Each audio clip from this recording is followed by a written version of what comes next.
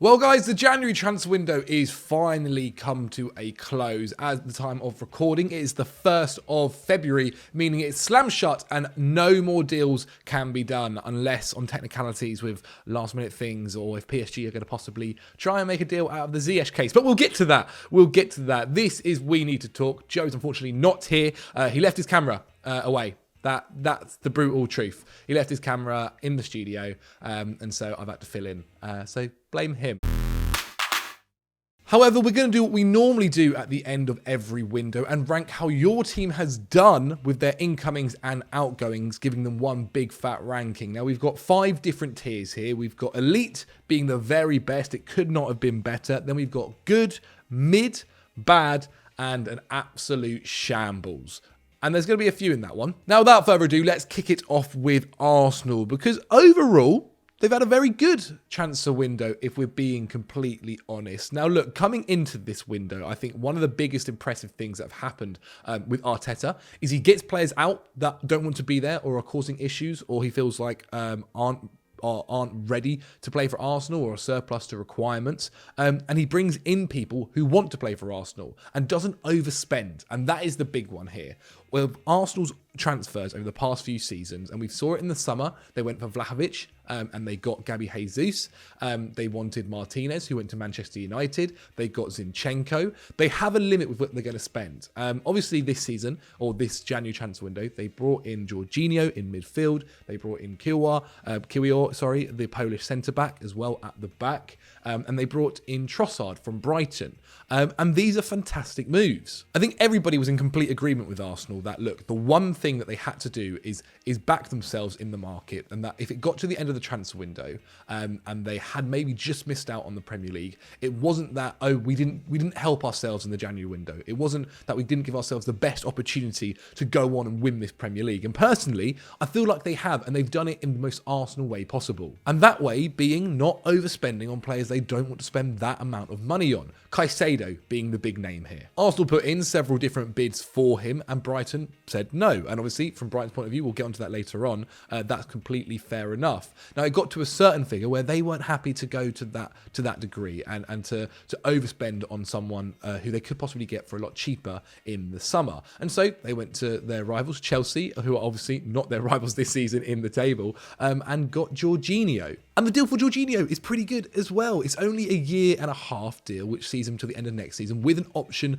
to extend. And Jorginho isn't going to be starting week in, week out. Of course not. That's going to be Xhaka and Partey. Could it have been better at the window? Okay, sure. They could have gone and got Caicedo. Of course, that could have made it elite. However, they didn't. And they did it in the way where I think is perfect for them. They really are building a fantastic way of negotiating transfers and not being pushed into deals that they don't want to do and getting backups that turn out to be fantastic. I also think as well, letting Sambi Lokonga go out on loan was a little bit odd, considering they finally kind of brought their midfield depth to a good degree with El Neni being injured with Jorginho, but then let him go out. So it's a little bit short again if one of the guys get injured. However, overall really good. I like the Trossard move.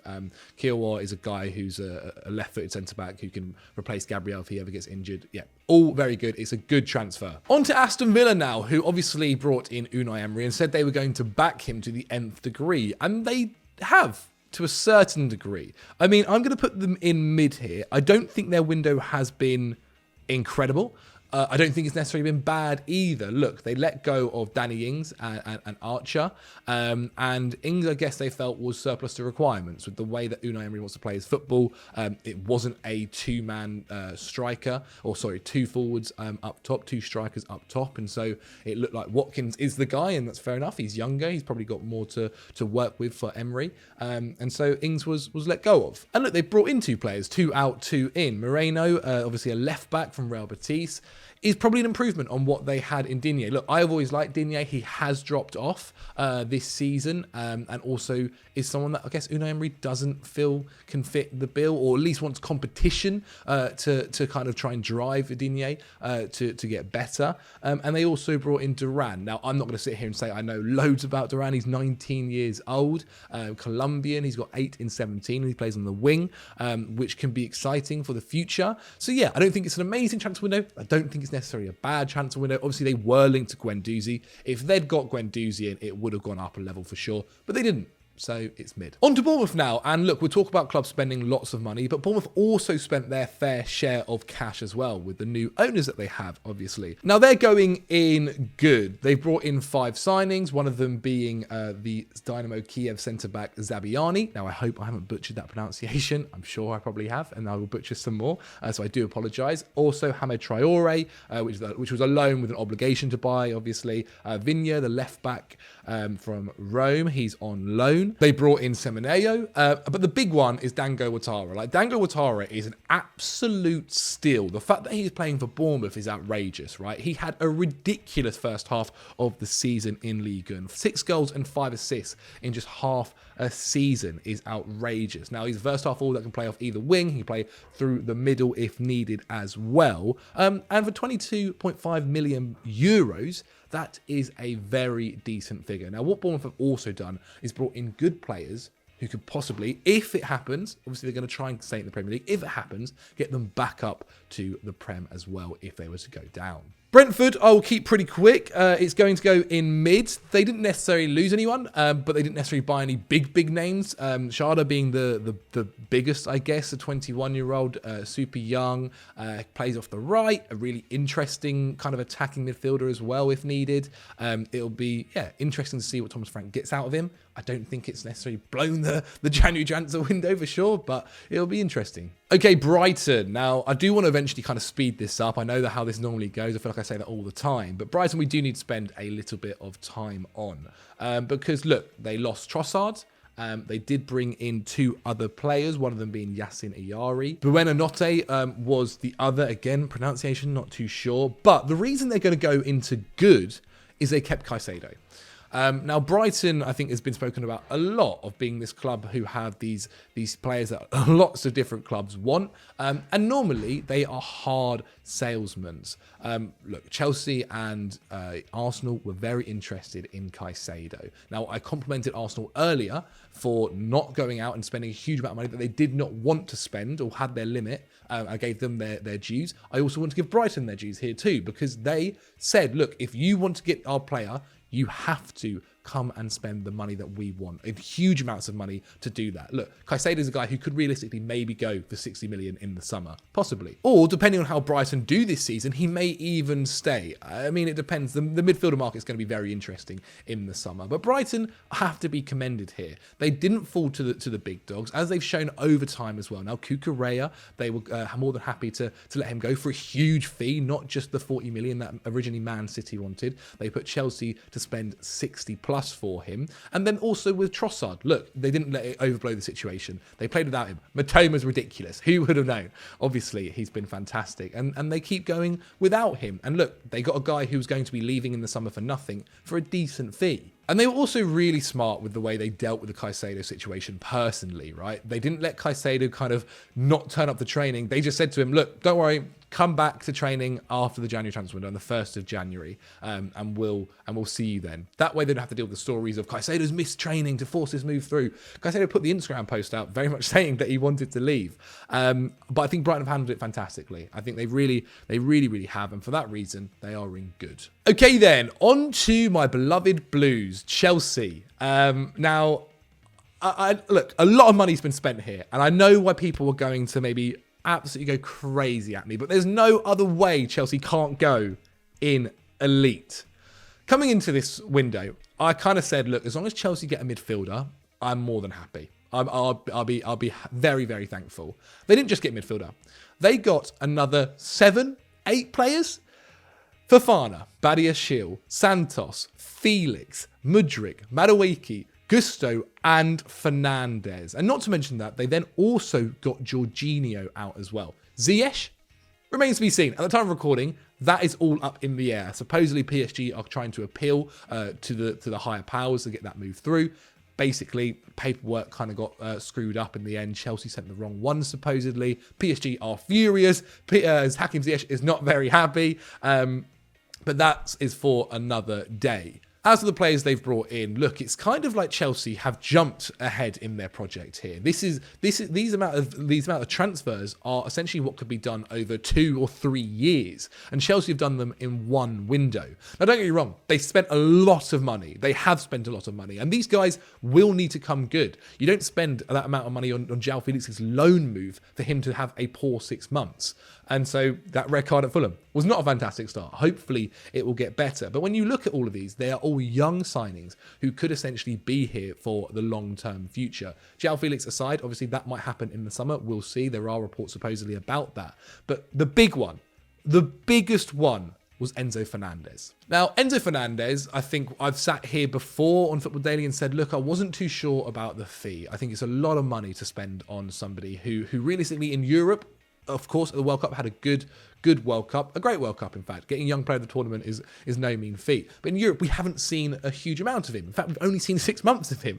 And so to spend that amount of money on him is a big risk. I know, obviously, Chelsea have done the stuff of putting on the long contract, so it's only spent a small bit at the time. But it all adds up. Chelsea can't keep doing that for years to come. Chelsea might only have another the summer coming where they can spend big, and then realistically have to hope that these guys all come good. But Fernandez could be the guy to revolutionise Chelsea midfield, to revamp it, to change what it's been into the way Potter wants to play his football. He's a guy that can be developed into essentially anything you want him to be. Do I think he also needs a DM to play next to him? Yes. Maybe that is something Chelsea deal with in the summer, which sounds very, very greedy, considering what Chelsea have brought in already. But the Enzo move is really just the thing that makes it elite. If they hadn't done this, I think Chelsea would have been in good, which again is crazy to say with all the other players that they've brought in. But the Enzo move really does make it elite. I mean, also getting Gusto in for the summer is fantastic to kind of be the backup if needed to Reece James. Mudryk is just a ridiculous deal that no one thought was going to happen, and he looks to be the real deal. And Badiashile, I still think Badiashile's kind of gone under the radar, man. I think he's been amazing. But look, that's the Chelsea section. I won't keep going. Call me what you want, biased and all that, but let me know in the comments below what you think of Chelsea's transfer window and all your club's windows as well. From West London now to South London, Crystal Palace. Let's get this one done. Bad. Look, Palace haven't been great this season. They've not been good at all. I think what they wanted was a midfielder, and they did get one in Ahamada. But I don't think it's been a great transfer window for them. Sambi Lokonga has also gone on loan, another midfielder, which is what they wanted. But I think maybe up top is somewhere which has been a real issue. They've scored less goals than Bournemouth. They've been outscored quite dramatically by the likes of Leeds and Leicester. Look, they are 12th in the table. However, that position at the moment is really not safe. There's only a 6 points difference between them and 16th place. I think things can change quite dramatically. Do I think they're going to get relegated? No. But I think they could have maybe got a signing in up top, that's for sure. Okay. Everton. Now, if there was a category here below shambles, they would be going into it, because let's state the facts here. They not only got rid of Frank Lampard, which is a fair enough decision. Let that bit I'm not actually that bothered with. Sure. They got Sean Dyche in, which again, absolutely fine. But they got 0 signings in, and that wasn't through the want of trying, right? Dan Juma was meant to be going to Everton, supposedly to play for Frank Lampard. Didn't quite like it when he got sacked. Went to Tottenham Hotspur. They then were rumoured to go for other guys. Batshuayi was supposed to be looked at. Didn't happen. They then went and sold a player for £45 million in Gordon. Again, kind of understandable in that situation. Has been a little bit poor this season. Fans weren't too keen on him anymore, but he left the club. They got nobody else in, though. And that's really bad, considering they never really replaced the forward situation. Neil Maupai's not worked out so far for them. How Sean Dyche is going to turn this around with no new signings, no new blood, I don't know. They defensively weren't that bad under Frank Lampard. They weren't. They seriously weren't. Connor Cody, Tarkowski, Pickford, pretty good this season.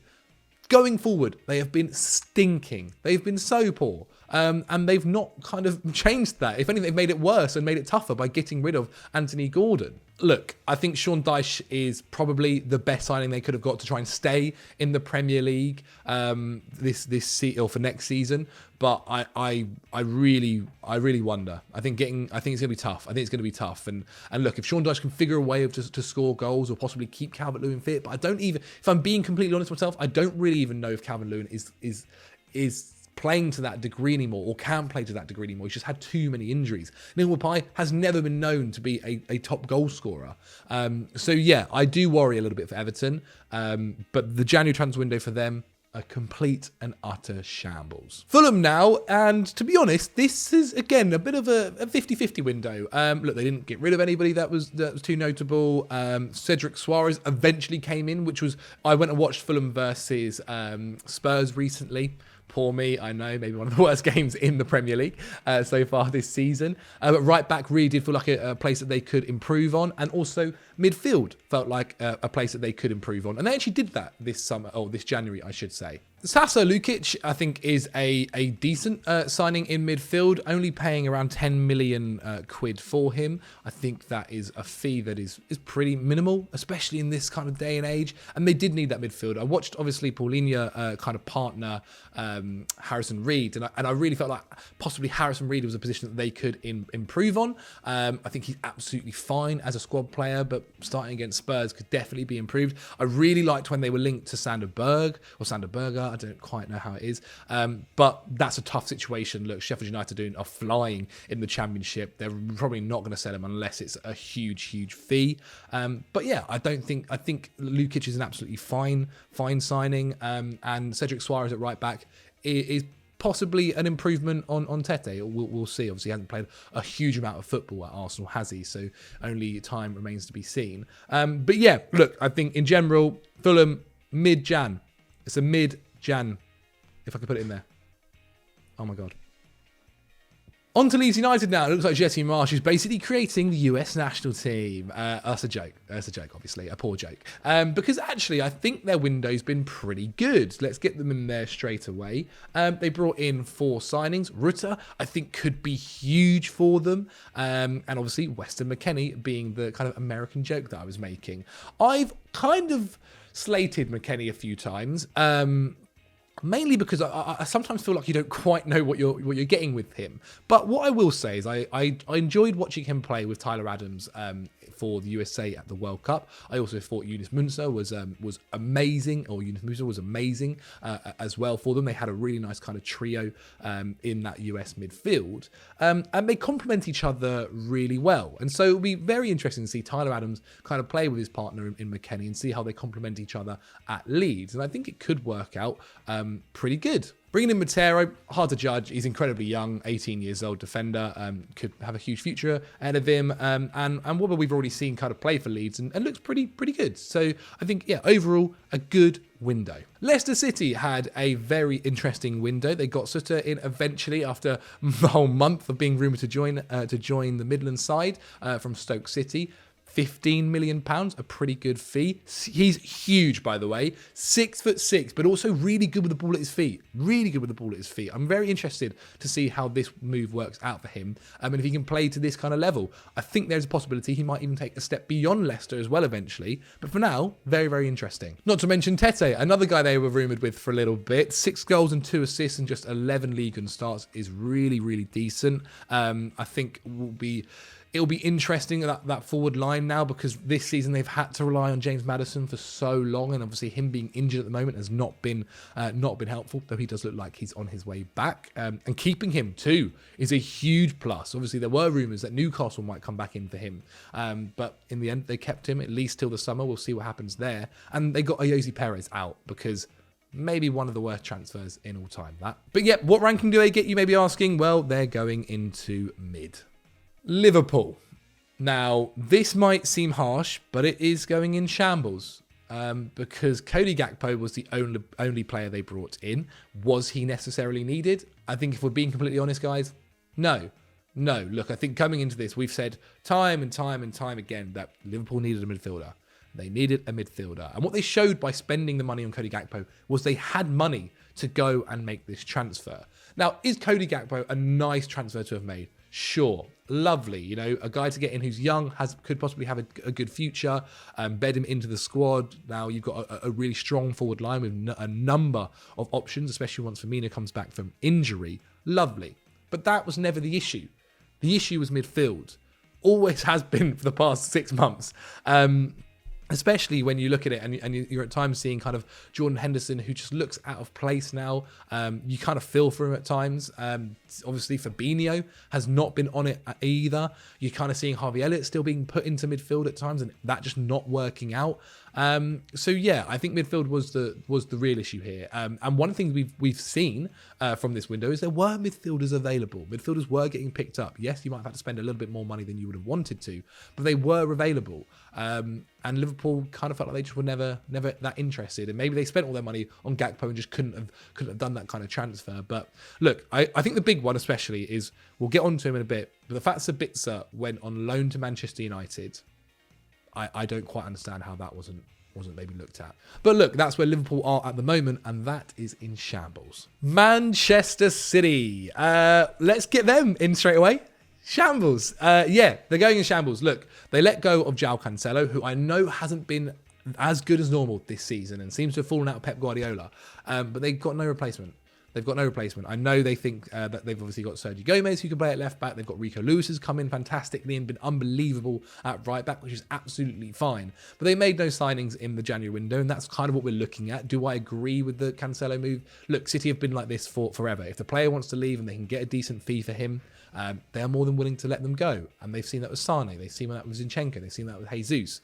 However, I just think they could have maybe tried to help their case this January, especially when they're chasing Arsenal as well. And look, I do agree that Cancelo hasn't been good, but Cancelo has shown us over the past few years that he is a very, very good player, arguably one of the best fullbacks in the world. And to have just let him go out on loan with kind of no repercussions or no signing coming in feels a little bit silly to me. But we'll see. Maybe it's a fantastic Pep Guardiola move, and he'll make me look like an idiot, which will probably happen. Manchester United now, and I think they've been mid. I think people might slightly have other concerns with them and put them slightly lower in bad, but I think personally it's a mid-level January window. Look, coming into it, they needed ideally a striker, and they kind of said, we don't have the money to do that. We've kind of budgeted our money for the summer. They were linked to Cody Gakpo. United didn't want to spend that amount of money, and so they said no. And getting in Wout Weghorst by no means is an insane transfer. That's crazy. I'm sure Joe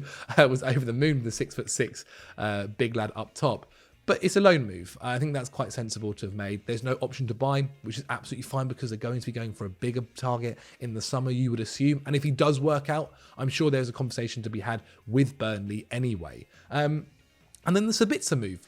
Christian Eriksen gets injured, out for possibly quite a while, until April, some reports are saying. And so going and get someone like Sabitzer, who's not necessarily getting the minutes that he wants and requires at Bayern Munich, is a strong signing. He's still only in his late 20s, 28 years old, and is probably an improvement on some of the midfielders that they've already got there. I know, again, no option to buy, but that's fair enough. Like, again, they don't have the money to activate this anyway. I think coming into the summer, that's where you'll see possibly United go and spend some of the big bucks. And again, the whole new ownership situation might be sorted by then as well.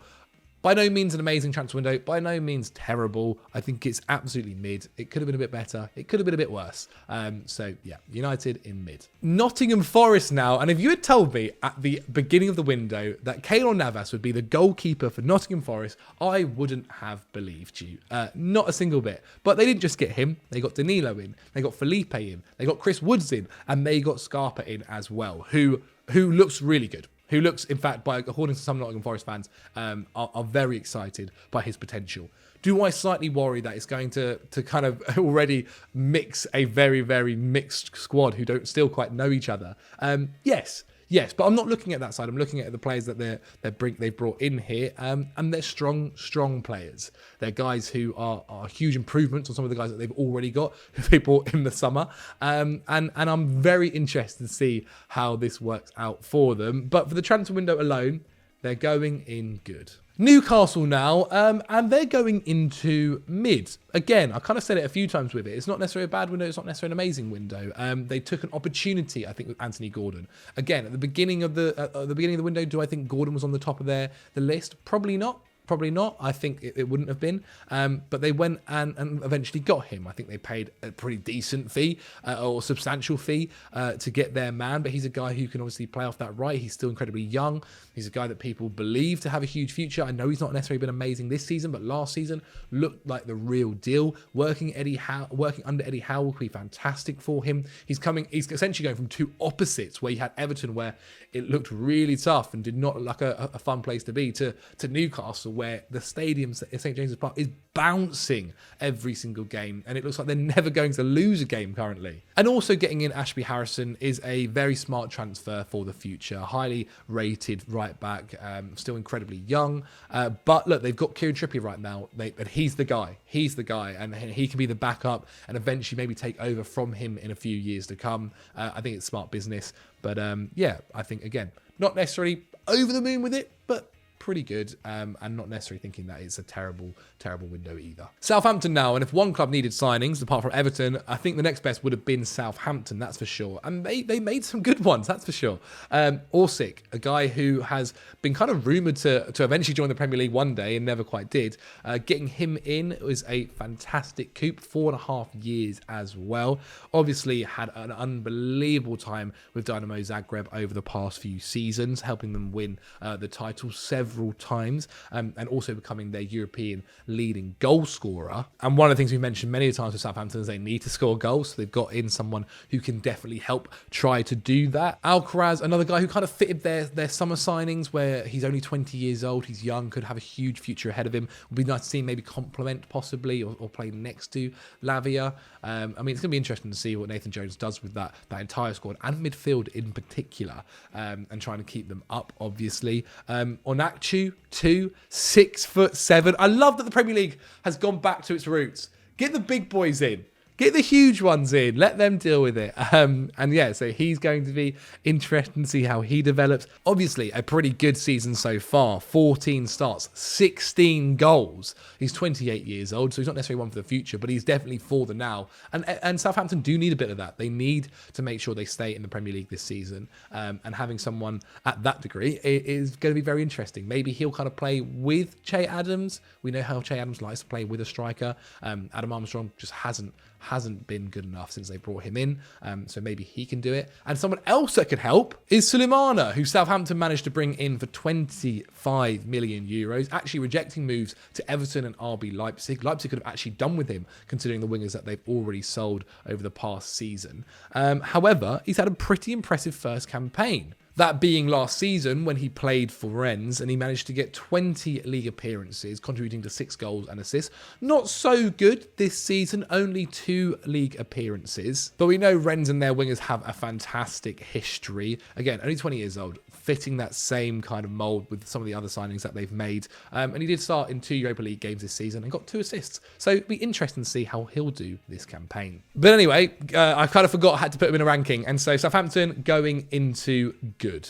Tottenham Hotspur now, and I think pretty honest, it's been good. They brought in Pedro Porro, who they wanted for a long, long time during this window. 1 minute it was on, 1 minute it was off, then it was on again. He's somebody who I think Antonio Conte will be wanting down that right wing back position.